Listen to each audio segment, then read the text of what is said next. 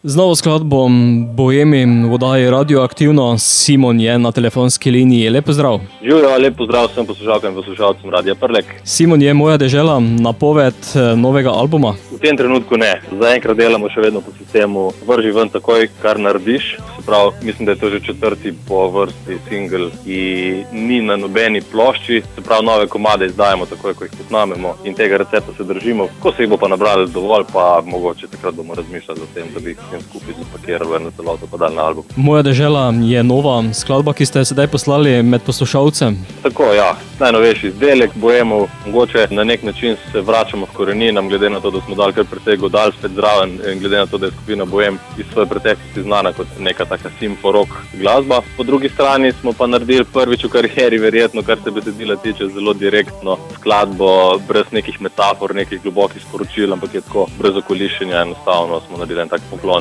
naši lepi Sloveniji. In mislim, da smo to potem tudi skušali zajeti in kar dobro nam je uspelo zajeti te lepote naše dežele, od vinogradov do gozdov, travnikov, morja in tako dalje. Deželo, ki ste jo kar prepotovali. Ja, v bistvu Slovenija res ni velika. Je ravno dovolj mehna, ravno dovolj velika, da ima vse. Se spomnim en lep pregovor, pravi pregovor, zgodbica, da ko je Bog delil svet, je pozabil na Slovence, ne. In potem so Slovenci prišli do bogatstva, na nas si pa pozabil, ne. Pa je rekel, pišel, kaj će nam pa dati. Jenač vsega po malem vam bom dal. In mislim, da je res taka naša deželica. Imamo vse od hribov, morja, gozdov, rek, jezer. Res en tak biser na našem planetu.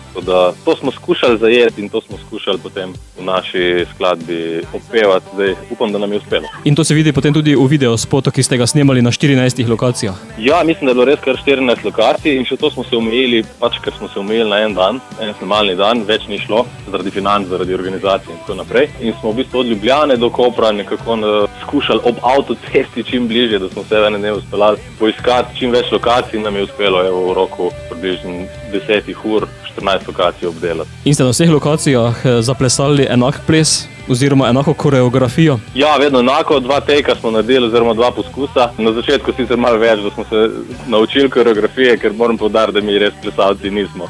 Mislim, da se to tudi večkrat očitno v videu vidi. Smo se pa trudili po svojih najboljših močeh, smo se naučili, smo spravili tiste korake skupaj, ki so že v sami osnovi približno 10% tega, kar si je koreografinja zamislila.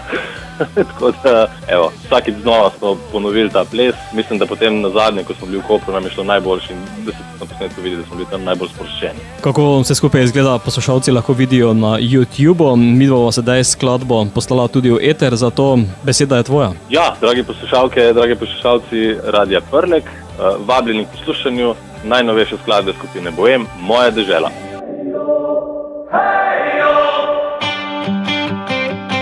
Zdravo, jaz sem Devi iz skupine Boem, vi pa poslušate oddajo Radioaktivno. Stara pesem tega mesta, radio se zdi, da ugasnil je. Samo v avtu pred mano cesta